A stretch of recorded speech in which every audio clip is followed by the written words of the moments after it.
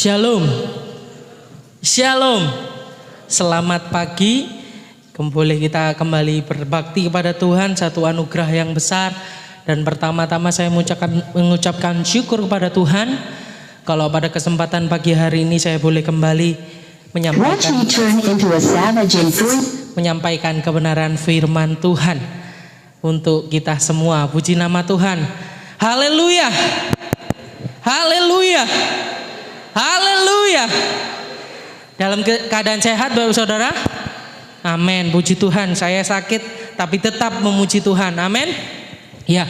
Tidak berlama-lama firman Tuhan pada kesempatan pagi yang indah ini saya beri judul pentingnya pengajaran. Ya. Satu hal yang menarik yang seringkali kurang diminati banyak orang Kristen. Padahal kalau orang Kristen artinya adalah pengikut Kristus. Pengikut Kristus artinya pengikut ajaran Tuhan Yesus. Bagaimana kita bisa mengikuti ajaran Tuhan kalau kita tidak mencintai pengajarannya? Bagaimana kita bisa paham menghadapi situasi hidup ya, menerapkan ajaran-ajaran Tuhan Yesus ketika di dalam gereja tidak diisi dengan pengajaran ya? Sehingga sangat penting untuk kita memahami pentingnya pengajaran, dan ada ajaran-ajaran yang ternyata palsu Bapak Saudara, yang kelihatannya menarik mata, menarik didengar telinga, tetapi palsu. Dan biasanya barang palsu itu lebih banyak daripada barang asli, dan barang palsu itu lebih sering dicari ya. Karena apa? Kelihatannya dapat menipu orang karena wah saya punya barang branded ini ya, tapi padahal harganya murah, dijual diobral tapi kualitasnya kurang baik. Tapi ini yang diminati hari-hari ini. Bahkan di dalam gereja pengajaran dipandang rendah Pak Saudara ya, ngantuk. Tapi itulah sejak zaman dulu seperti itu ya. Yesus ngajar pun nggak usah ngomong saya, Yesus mengajar pun ngantuk dan bisa orang itu jatuh dari jendela dan mati. Ada ceritanya Bapak Saudara, saya cek di Injil ya, bahwa pengajaran itu sebenarnya penting tapi tidak penting buat orang-orang yang tidak benar-benar mengikuti Yesus. Seperti itu Bapak Saudara ya. Kita masuk dalam pentingnya pengajaran, tapi sebelum kita masuk dalam Galatia 1 ayat 6, kita akan sama-sama menyaksikan satu buah video ya, yang menarik. Mungkin lucu bagi kita tapi menjadi bahan perenungan. Ya, bisa di setel videonya.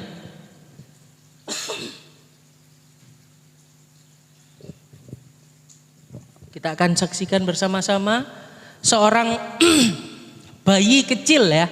Ini saya unggah dari TikTok video Bapak Saudara, mungkin bisa lihat juga atau bisa menikmati di HP masing-masing dan mungkin pernah melihatnya. Tapi satu perenungan buat saya juga, wah ternyata seorang bayi kecil juga bisa melakukan hal yang sama. Bisa bertumbuh dengan luar biasa meskipun dia masih bayi kecil. Ya, masih berumur 3 tahun dan prosesnya 3 tahun Bapak Saudara. Bisa? Saya bantu ya? Nggak bisa? Ya, misi.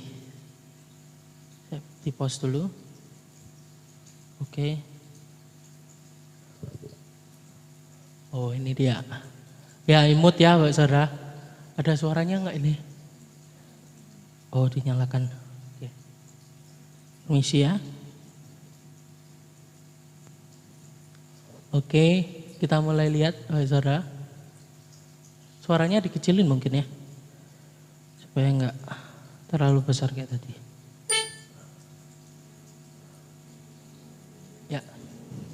Into a savage and free. Dikecilin dulu, masih terlalu besar.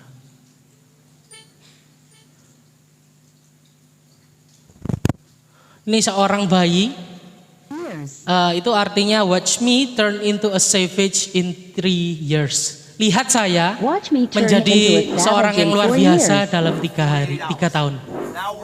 Kita lihat ya, bayi kecil.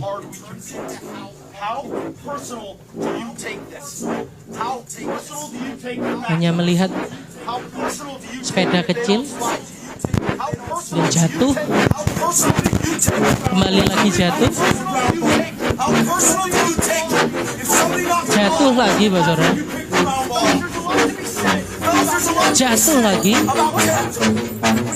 jatuh lagi, jatuh lagi, jatuh lagi, jatuh lagi, jatuh lagi. Dan kita lihat setelah 3 tahun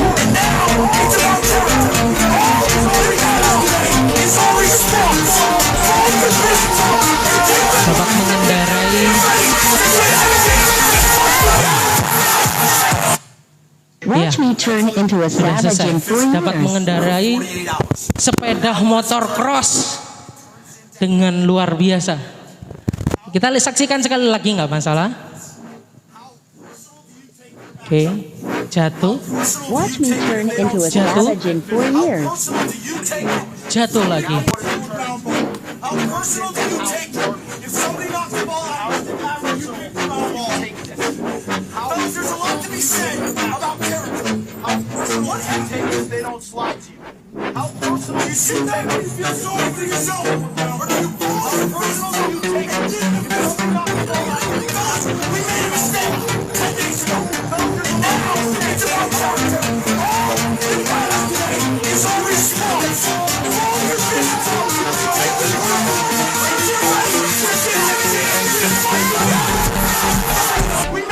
Watch me turn into a savage in 4 Perhatikan. years.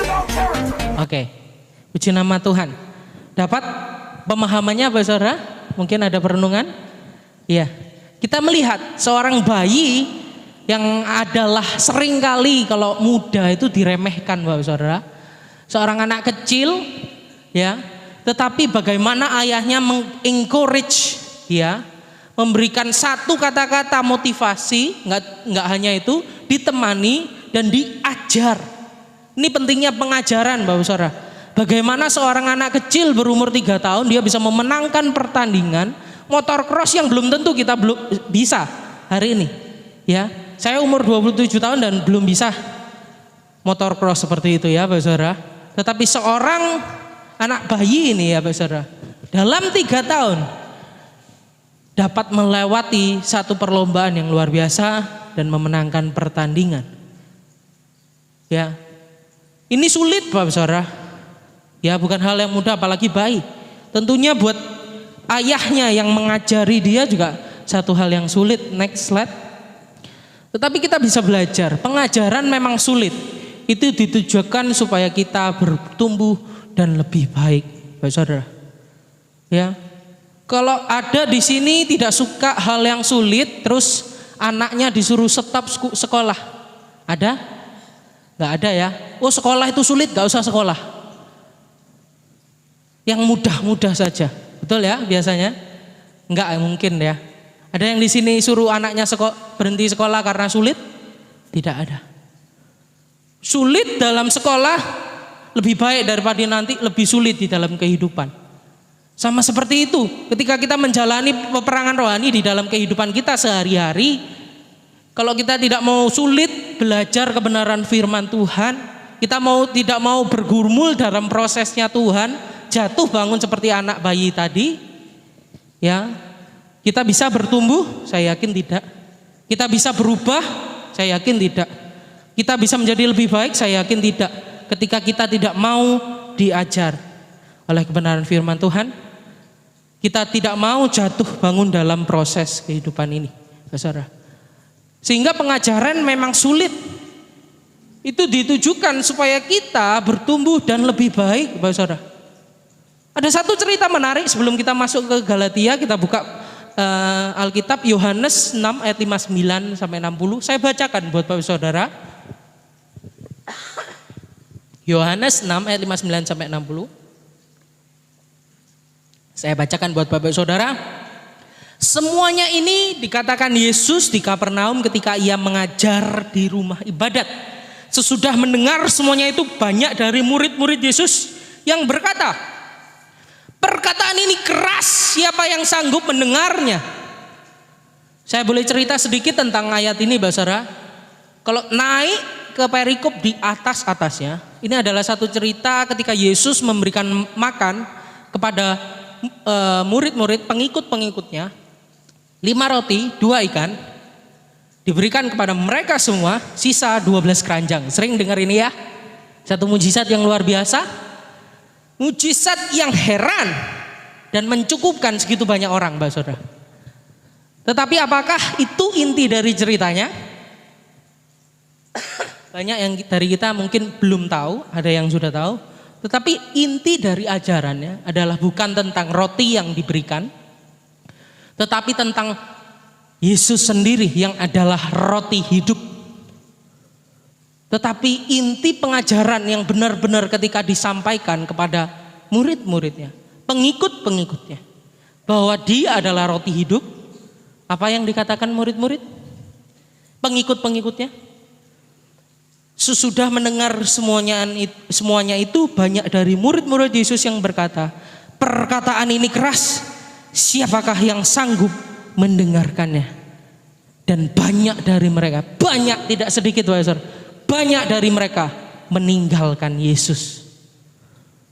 Pertanyaannya di sini, Pak Saudara, orang yang tidak suka pengajaran Kristus, orang yang hanya suka mujizat Kristus, orang hanya suka berkatnya Tuhan, tapi tidak mau mengikuti pengajaran Tuhan, tidak mau diubahkan, ya, bukan pengikut Kristus yang sejati. Dan ditulis di ayat itu, kamu ikut aku hanya karena perut, ya, sehingga mereka meninggalkan Yesus. Jadi introspeksi buat kita, apakah kita rindu akan firman Tuhan? Nanti kita akan melihat bahwa yang menjadi objek pengajaran, yang menjadi apa yang harus kita lihat dari pengajaran itu bukan siapa yang mengajar, tetapi apa yang diajar. Ya, kebenaran firman Tuhan. Sehingga pengajaran memang sulit, tapi itu ditujukan supaya kita bertumbuh dan lebih baik. Saya yakin dan percaya di tempat ini semuanya pasti mengalami kesulitan, pernah sulit. Baik dalam hidup, dalam sekolah, dalam apapun juga. Tetapi semua ditujukan untuk mendatangkan kebaikan, untuk hidup yang lebih baik buat kita semua. Amin. Amin, Bapak Saudara. Ya, satu perenungan penting dan kita akan masuk dalam kebenaran firman Tuhan. Galatia 1 ayat yang ke-6. Saya bacakan.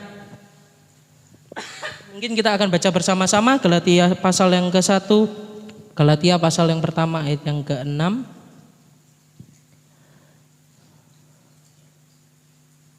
Setelah hitungan yang ketiga kita baca bersama-sama. 2, 3. Aku heran bahwa kamu begitu lekas berbalik daripada Dia yang oleh kasih karunia Kristus telah memanggil kamu dan mengikuti suatu Injil yang lain. Ya. Kalau tadi saya katakan barang palsu itu beredar di sekitar kita banyak, demikian juga dengan pengajaran, Pak Saudara. Ya. Jadi apa yang terjadi apabila kita mempercayai Injil yang palsu? Ya. Apakah sekedar kesalahan sepele dengan resiko yang kecil? Ya. Dan bagaimana kita mengenali Injil yang benar, ya, seperti itu pertanyaan. Next slide. Kenapa saya bawa tema ini? Mungkin bagi sebagian orang dari kita ini enggak penting. Ini buat orang pembelajar saja, teologi, atau buat orang-orang yang belajar Alkitab saja, seperti itu. Kenapa saya sampaikan judul firman Tuhan ini? Karena ini satu situasi yang sangat memprihatinkan dan genting, Bapak Saudara. Apalagi di akhir zaman yang semuanya sekarang mementingkan diri sendiri, ya, egois, cinta akan uang, dan semuanya mulai mengarah kepada membenci agama. Agama dianggap satu kejahatan. Ya, dan ini bukan hal yang asing lagi sebenarnya. Seharusnya kita sudah mulai melihat situasi sekeliling, bahwa situasi yang memprihatinkan dan genting. Bahkan di zaman itu Paulus sudah meresponi hal ini dengan sikap yang seperti ini. Situasi yang genting. Penting dan genting Bapak Saudara. Bahaya yang menggoncang jemaat Galatia Bapak Saudara ya. Seperti itu. Yaitu ajaran sesat atau Injil palsu, sehingga Paulus di Galatia ini secara khusus kalau Bapak Saudara perhatikan tidak ada, biasanya itu ada ucapan syukur dan doa setelah pembukaan Paulus ya. Biasanya surat 1 Korintus, coba dicek Bapak Saudara, 1 Korintus 1 itu ada setelah salam pembukaan itu ada ucapan syukur doa kepada Tuhan. 1 Korintus 2 seperti itu ya. Sebelum Galatia surat-surat hampir, tetapi khusus di Galatia Paulus tidak ada ucapan syukur dan doa. Kenapa maksudnya? Karena Paulus ini dengan buru-buru mencatat ayat ini Bapak Saudara. Makanya dikatakan aku heran, langsung ungkapan emosional Bapak Saudara. Karena ini menurut Paulus begitu penting. Aku heran bahwa kamu begitu lekas berbalik daripada dia. Padahal secara kasat mata murid-murid di Galatia itu nggak berbalik, tetap Kristen Bapak Saudara. Ya, nggak langsung menyembah berhala, tidak. Tapi kita lihat kenapa Paulus katakan aku heran bahwa kamu begitu lekas berbalik daripada dia, bukan pada ajaran, bukan. Karena pentingnya sebuah ajaran Bapak Saudara. Next slide. Ajaran yang benar dan Allah yang benar memang tidak bisa terpisahkan. Ketika Bapak Saudara berharap bahwa Bapak Saudara menyembah Allah yang benar, tetapi tidak memiliki ajaran yang benar, tidak paham, tidak pernah baca firman Tuhan, jangan harap. Karena Paulus sendiri katakan, kamu lekas, aku heran kamu lekas, begitu lekas berbalik daripada dia. Padahal jemaat Galatia masih Kristen, ya masih ke gereja, tetapi ajarannya melenceng dari ajaran Injil. Dikatakan lekas berbalik dari dia, dari Tuhan, dari Allah sendiri. Sehingga ajaran yang benar dan Allah yang benar memang tidak pernah terpisahkan. Sehingga hati-hati di sini Pak Saudara. Sosial media sudah berkeliaran hari-hari ini.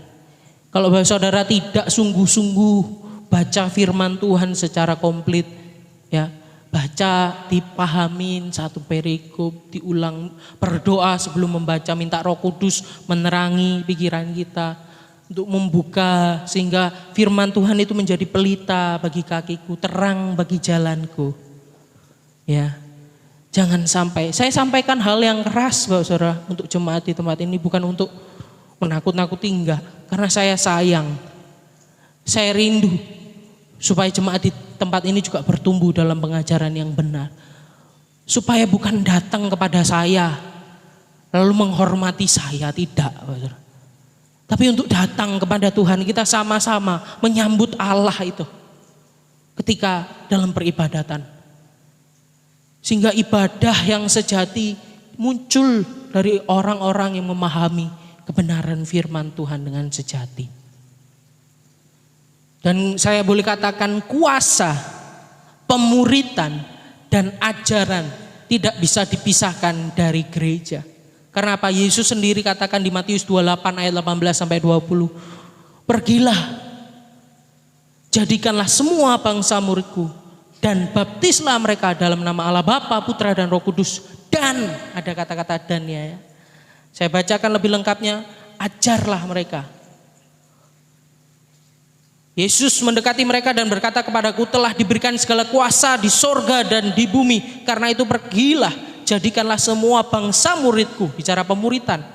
Dan baptislah mereka dalam nama Bapa dan Anak dan Roh Kudus. Dan ajarlah mereka melakukan segala sesuatu yang telah kuperintahkan kepadamu. Dan ketahuilah aku menyertai kamu senantiasa sampai pada akhir zaman.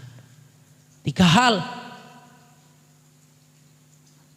dalam gereja tidak bisa terpisahkan. Bapak Saudara rindu kuasa yang dari tempat maha tinggi untuk setiap kita, amin.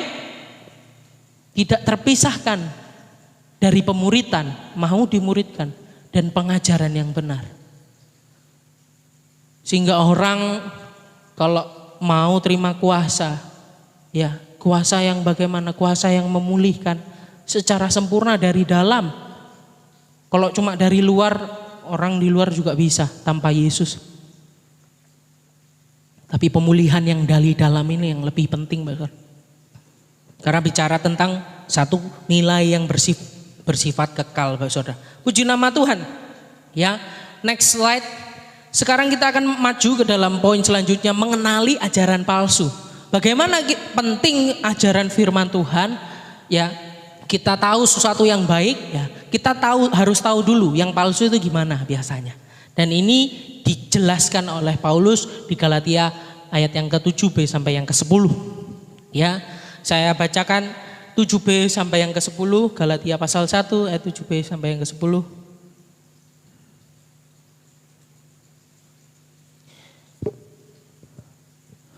Hanya ada orang yang mengacaukan kamu dan yang bermaksud untuk memutarbalikkan Injil Kristus.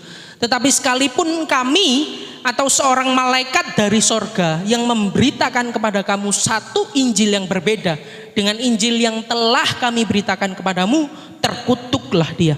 Seperti yang telah kami katakan dahulu, sekarang ku katakan sekali lagi, jikalau ada orang yang memberitakan kepadamu suatu Injil yang berbeda dengan apa yang telah kamu terima, terkutuklah dia. 2 kali dikatakan. Jadi bagaimana sekarang? Adakah ku cari kesukaan manusia atau kesukaan Allah? Adakah ku coba berkenan kepada manusia? Sekiranya aku masih mau mencoba berkenan kepada manusia, maka aku bukanlah hamba Kristus. Paulus orangnya luar biasa, ya saudara. Dia tidak mencari perkenanan manusia untuk menyatakan satu kebenaran. Dia mencari perkenanan Allah. Kalau saya dengar cerita di gereja-gereja hari-hari ini yang hanya menekankan kemakmuran, Bapak Saudara, hanya menekankan berkat tanpa menjelaskan pengajaran firman Tuhan, tanpa menjelaskan kesalahan-kesalahan jemaat, tanpa mengedepankan disiplin gereja. Karena apa? Takut jemaatnya lari,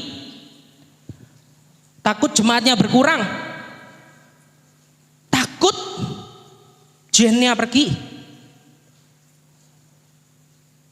Saya jujur pernah punya perasaan ini. Ketika saya keras berbicara di mimbar tentang firman Tuhan, saya turun, saya tanya ke Ibu Gembala, terlalu keraskah ama? Tetapi ketika saya baca firman Tuhan ini, saya minta ampun sama Tuhan.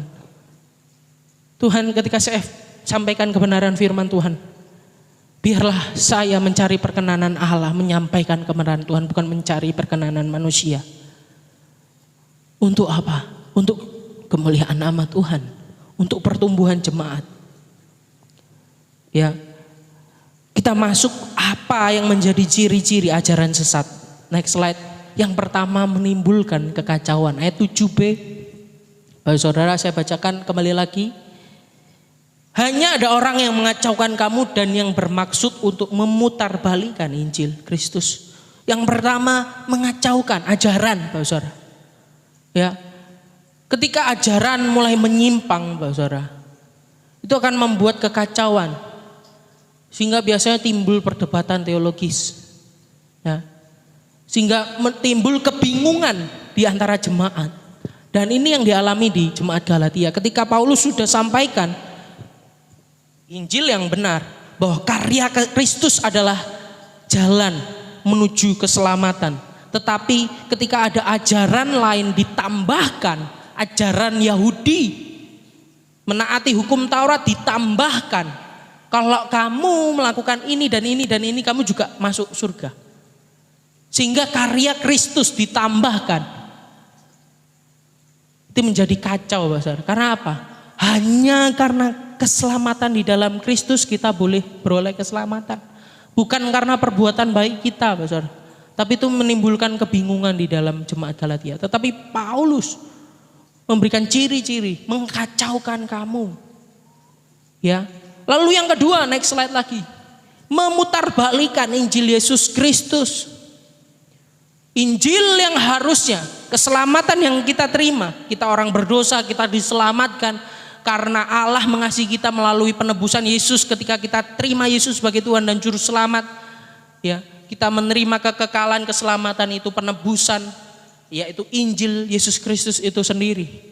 Tetapi ketika ditambahkan oleh perbuatan baik, ditambahkan syarat-syarat lain, syarat-syarat yang membebankan kita di dalam mengikut Yesus, ini adalah satu cara ajaran palsu untuk memutarbalikkan Injil Yesus Kristus. Sehingga biasanya di dalam ajaran-ajarannya Injil tidak ditekankan. Yesus bukan number one. Yesus bukan nomor satu sebagai inti pengajaran. Ya, kadangkala tokoh yang ditonjolkan, kadangkala kesaksian pengalaman pendetanya ditonjolkan. Sehingga diputarbalikkan. Dan yang ketiga, menyandarkan pada otoritas lain. Bapak Saudara, ini yang mengerikan. Dalam bagian ini Paulus menyinggung tentang sumber otoritas ajaran. Sumber ajarannya dari siapa? Tetapi Paulus katakan baik daripada rasul, bahkan dikatakan secara ekstrim malaikat pun menyampaikan Injil yang tidak sesuai dengan Injil, terkutuklah mereka. Artinya ketika kita belajar kebenaran firman Tuhan, biasakan jangan fokus kepada siapa yang menyampaikan firman, tetapi fokus kepada firman, Bapak Saudara. Dan ini juga terjadi dalam saya. Ketika saya baru belajar teologi, saya mulai lebih pintar, Bapak Saudara. Lalu saya mulai pakai itu untuk menghakimi pendeta-pendeta yang mungkin kurang pintar. Kesombongan mulai saya pakai, Bapak Saudara. Karena saya lihat apa? Lihat pribadi. Saya lihat siapa, bukan apa yang disampaikan. Saya mulai menghakimi, oh ini kurang ini, kurang ini, kurang ini, ini kurang ini. Oh ini enggak menyampaikan ini. Baik, saudara. Tapi saya ketika merenungkan kebenaran firman Tuhan, saya bertumbuh di dalamnya. Injil itu menyentuh hati saya, Bapak saudara. Saya sadar bahwa saya salah. Saya menyandarkan pada otoritas, kepada siapa? Saya melihat firman itu bukan kepada Allah atau kepada firman Tuhan di dalam Alkitab. Tetapi saya mulai menyandarkan kepada siapa. Banyak terjadi di sini. Ada penggemar pengkhotbah, salah satu pengkhotbah. Saya juga sama dulu. Tetapi ketika saya renungkan kembali, penyampai itu hanya sebagai sarana, Pak Saudara. Tapi yang lebih penting daripada itu firman Tuhan. Sudahkah banyak kita membaca kebenaran firman Tuhan daripada mendengarkan firman Tuhan lewat orang lain? Menjadi perenungan buat kita. Bahkan sekalipun para rasul atau malaikat yang memberitakan ajaran sesat, ajaran itu tetap saja sesat. Yang dipentingkan adalah konsep tentang apa, bukan pemberita, siapa. Kalau kita melihat siapa, Bapak Saudara, orang itu bisa jatuh. Lalu ketika orang itu jatuh, kita mulai membela. Karena apa? Kita melihat siapa. Kita mulai berkompromi dengan dosa. Kita berkompromi dengan ajaran. Oh, ajaran yang disampaikan kan nggak semuanya kayak gitu, ada yang bagus. Biasanya kayak gitu ya. Ketika kita mulai dikasih tahu kalau ini sudah dipecat dari gereja karena sesat, lalu buka gereja sendiri.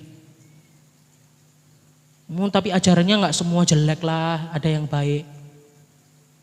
Tapi ajaran sesat itu dapat menggerogoti kita perlahan, Bapak. Dan ini yang terjadi di jemaat Galatia. Bahkan di jemaat Galatia berlangsung begitu cepat, Bapak Saudara. Bagaimana heran, makanya aku heran katanya Paulus ya. Saya bacakan kembali, aku heran bahwa kamu begitu lekas berbalik daripada dia. Yang oleh kasih karunia Kristus telah memanggil kamu dan mengikuti suatu Injil yang lain. Karena apa? Berkompromi dengan ajaran. Saya harap firman Tuhan ketika disampaikan menjadi bibit yang subur, menjadi tanaman yang subur di hati kita. Karena sekeras-kerasnya saya menyampaikan kebenaran firman Tuhan, kalau tanah hati Bapak Saudara belum gembur, belum disirami tanah Roh Kudus, air Roh Kudus Bapak Saudara, sehebat-hebatnya, bahkan Yesus pun ketika ngajar, kalau tanah kita tidak hati yang baik, ya itu dapat diambil. Apalagi ajarannya nggak benar, lebih parah lagi Pak Saudara. Sehingga menyandarkan pada otoritas yang tepat, kepada apa yang kita dengar, firman Tuhan, apa yang kita baca, bukan sekedar pribadi yang ada di depan sini Pak Saudara. Sehingga kita lurus, sehingga firman yang menjadi pelita bagi kakiku, bukan pengkhotbah atau pendeta yang menjadi firman, bukan pendeta yang jadi pelita bagi kaki kita, tetapi firman-Nya yang menjadi pelita bagi kaki saya dan saudara. Ya, dan yang terakhir, menyenangkan manusia. Yang di sini dimaksud bukan tentang kebahagiaan, sukacita yang Tuhan beri, tapi kesenangan sementara, kepentingan diri sendiri. Ajaran Paulus tentang keselamatan berdasarkan anugerah Allah sering disalah mengerti. Mereka menganggap ajaran itu menawarkan kemudahan dan kenyamanan bagi manusia.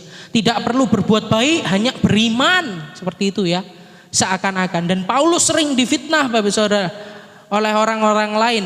Ya, difitnah, mendorong orang berbuat dosa supaya memperoleh anugerah yang lebih besar. Ada fitnaan terhadap Paulus. Karena apa? Ajaran yang diajarkan Paulus sehat, tetapi yang diajarkan mereka hanya memuaskan telinga manusia. Ya, dan ini terjadi ketika bangsa Israel dalam pembuangan di Babel. Ketika nabi-nabi kecil, nabi-nabi diberikan oleh Tuhan untuk memberitakan kebenaran kepada jemaat Israel, umat Israel, Bapak Saudara. Umat Israel lebih mendengar perkataan nabi-nabi palsu yang menyenangkan telinga mereka. Kamu sebentar lagi bebas. Ya, kita sebentar lagi dilepaskan dari bangsa penjajahan ini. Tapi kebenarannya tidak seperti itu. Allah seringkali menyampaikan secara jujur bahwa ada hukuman karena engkau berbuat dosa. Bahwa ada satu hal yang kita harus terima ketika kita berbuat dosa, dan itu tidak enak didengar telinga. Tetapi karena kadangkala pengajar-pengajar yang palsu ini, gembala-gembala upahan ini hanya berusaha untuk terima keuntungan dari domba-dombanya, sehingga yang disampaikan biasanya hanya menyenangkan manusia. Bukan kebenaran yang mengubahkan manusia. Bukan kebenaran yang memulihkan hati yang rusak. Bukan Injil bahwa inti keselamatan itu dalam Yesus Kristus. Dan kamu harus terima Yesus dan pengajarannya Bapak Saudara. Sedikit bersaksi bahwa kemarin mengucap syukur bahwa ada satu jiwa yang dimenangkan. Ada satu jemaat yang telepon saya, ini butuh konseling. Dia bukan Kristiani, ya rindu mendengar tentang Injil. Saya datang ngobrol Bapak Saudara. Saya bicara tentang Injil Bapak Saudara. Mau terima? Dia mau. Dan saya doakan dia terima. Puji Tuhan, saya mengucap syukur satu jiwa dimenangkan. Tapi saya ingat, tidak sampai di sini. Ada proses selanjutnya. Harus mulai digembalakan. Diajar sebelum dia nanti terima baptisan. Dan saya tanya, nanti ya baptisannya nggak boleh keburu-buru, harus dulu ya, oke, akhirnya mundur November. Ya, November dia akan dibaptis. Sebelum itu saya rindu untuk ngobrol lagi dulu, pengajaran lagi, kasihkan dasar-dasar kekristenan untuk disampaikan supaya dia mengikuti Yesus, nggak sekedar nyaman-nyaman, ya. Dia akan melihat satu kesusahan ke depan, tetapi bertahan dalam kesusahan untuk memperoleh satu sukacita yang luar biasa yang tak terkatakan. Itu adalah kunci kemenangan Kristiani. Sehingga bukan hanya menyenangkan manusia, tetapi yang menjadi pokok pengajaran Kristiani adalah menyenangkan Allah. Amin, Bapak Saudara. Amin, Bapak Saudara. Ya, ini pentingnya pengajaran, Bapak Saudara. Baik pengajaran yang benar maupun pengajaran yang palsu, kita penting untuk paham. Jadi kadangkala ketika saya sampaikan kebenaran firman Tuhan sulit, Bapak Saudara boleh chat saya WhatsApp, bisa minta nomor di Basar Sekretariat atau langsung ke gereja, tanyakan apa yang susah. Saya akan jelaskan lebih mudah, saya akan jelaskan dengan perumpamaan lebih mudah supaya Bapak Saudara mengerti. Ya, jangan malu-malu untuk bertanya di HP, nggak masalah Bapak Saudara. Saya akan menjawab semampu saya, dan Roh Kudus yang bekerja untuk memberikan hikmat buat kita. Supaya apa? Mungkin sulit dalam perjalanan pengajaran ini Bapak Saudara, pemuritan ini. Tetapi akan menjadikan kita lebih mudah untuk menghadapi masalah kita. Ketika anak SD 1 tambah 1 2 mudah, naik level 3 kali 3 nggak bisa Bapak Saudara. Kalau dia berhenti tidak bisa paham itu. Dia keluar sekolah, bertumbuh menjadi dewasa, dia akan kesulitan dalam kehidupannya Bapak Saudara. Padahal sepele, 3 kali 3 bagi kita sepele karena kita sudah belajar menghadapi kesulitan itu. Menghadapi pengajaran 3 kali 3 itu berapa diingat. Ada tabel, saya ingat dulu tabel perkalian. Saya ikut perlombaan waktu SD, Ibu Tri yang mengajar saya. Ya, berulang-ulang dikasih soal, wah banyak soal, banyak lagi persoalan, soal banyak. Dikerjakan selesai dikoreksi, kerjakan selesai koreksi, betulin. Dan puji Tuhan saya memperoleh peringkat di kecamatan, menang sampai kecamatan, nggak tahu juara berapa ya, seperti itu. Tapi butuh proses, apalagi yang olimpiade. Di dalam perlombaan iman kita, kehidupan kita, ada permasalahan, keluarga, pekerjaan, pertemanan, pelayanan, dan lain sebagainya. Tetapi itu Tuhan pakai untuk mendatangkan proses dalam kehidupan kita, menjadi pribadi yang lebih baik lagi, lebih baik lagi.